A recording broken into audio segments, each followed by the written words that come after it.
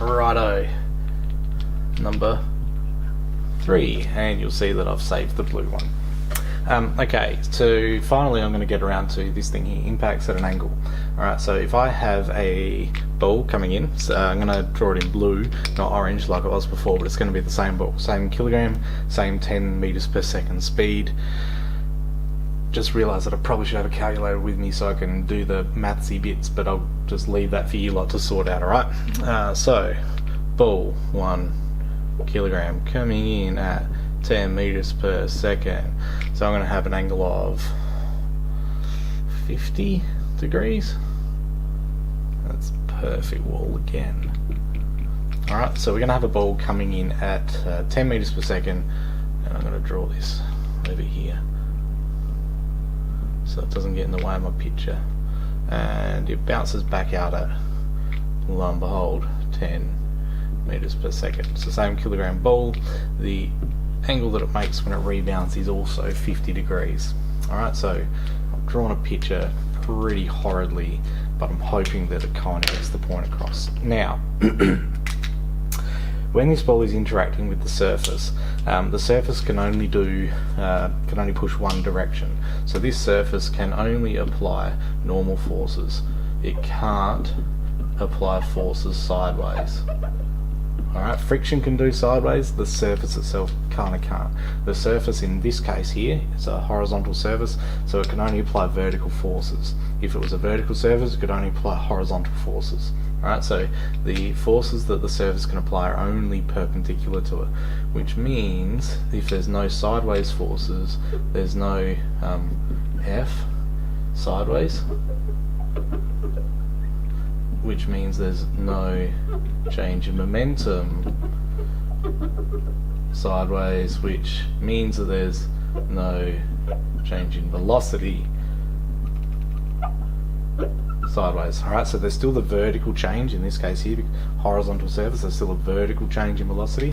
So if we just draw the vertical parts here, it would be coming in that way and going back out that way, but the sideways bits do not change whatsoever. Okay, so there are no changes in the velocity sideways. It's as if you don't even throw this at an angle, you're just bouncing it straight up and down. Alright, so I've drawn it very much like this because now it kind of looks like projectiles. Alright, so if we're trying to work out the change in momentum here, what we need is some sort of change in velocity and some sort of mass. If I write that the right bloody way. Alright, change in momentum equals mass times a change in velocity. So we need to work out what this change in velocity is. We know that the mass is a kilogram. We need to know how big the change is. So if you go back to momentum 1, I showed you this very same ball, except it was orange back then, and it was coming into a wall and then bouncing back outwards. There was no change in speed, no change in speed, but all of that was going straight into the surface. So if it was straight down at 10 meters per second, it would be the same case, just rotated 90 degrees. So in this case here, what we're looking at is, I want you to think of it in terms of projectiles. Alright, so there's no change that way, there's only that way. Alright, so the only change is in these directions. It was going that way, now it's going back that way. Alright, so if I draw my vector, remember change in velocity, m v final take v initial. Alright, v final is this one, v initial is this one. So what I'm actually going to do is v final, and then remember take v initial is the same as adding the negative of v initial. So I'm going to get a line that's the exact same length, that's actually not too bad, and stick the arrow on the other end. Alright, so our change in velocity, I'll go back to blue, change in velocity is actually that bad boy there, vector. Vector. Alright, vector. I'm gonna have to start offering financial reward for people who find me missing out arrows. So now we need to work out how bloody big that is. And if you look at our diagram here and imagine that, that VF is a projectile, we don't care about the horizontal one, we only care about the vertical one. And this change in velocity just happens to be 2 lots of that. So let's go back to projectiles. The vertical part, v cos theta. Alright, that's all we need here. So our change in velocity vector is 2 lots of VF or VI, it's just the number, cos theta. And in this case here we've got 50 degrees, we've got 10 meters per second, so it would be 2 times 10 cos 50. Alright, that's our change in velocity. And then if we're working out change in momentum, what we've got to do is multiply by the mass. Mass times change in velocity is 1 kilogram, times 2, because there's 2 of them, times 10, because it's doing 10 meters per second, cos 50, because that's the angle it impacted at. Okay, so I don't want you getting stuck and having angles in here. I want you to keep this pattern the same. Alright, sometimes you will actually get a particle coming in like this, hitting a wall, bouncing back out like that, and you'll be given, you know, 40 degrees and 40 degrees. I don't want you to deal with that picture. I want you to instantly rotate at 90 degrees. So now you've got that with that. Alright, so now it looks familiar. Now it's a projectile question. Okay, projectile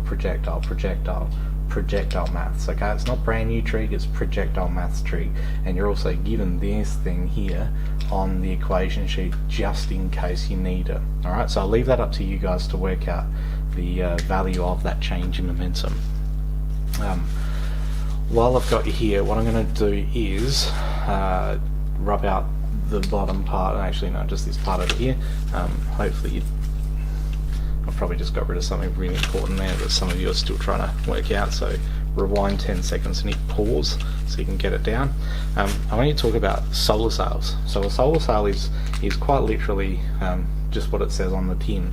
It is a really big sail, and it's made of really super light materials. Not super light because it needs to be super light because you know, you're launching it into space, and launching heavy things is really expensive. And it's solar because they actually have photons. God, that's horrid. You've got a photon of light. Photons have momentum.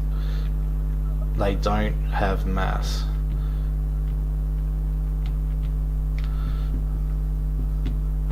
It's a weird concept. Photons have momentum, but they don't have mass, and you just found out MV, so surely they got, no, they don't. It's related to their energy, don't worry about it. Just for now, photons have momentum. The solar sail absorbs that momentum. Okay, so it absorbs the momentum from the photon, and it moves now. So the momentum of this system initially is, you know, it's got momentum. This thing here's got nothing. So the total momentum of the system is P. So if this photon then gets absorbed by the solar sail plus the photon still have momentum P.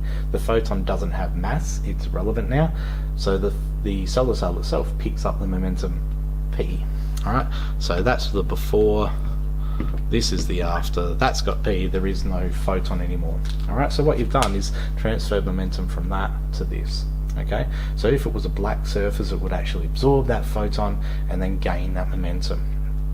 The far more efficient way to do this though is to have your solar sail made of something reflective.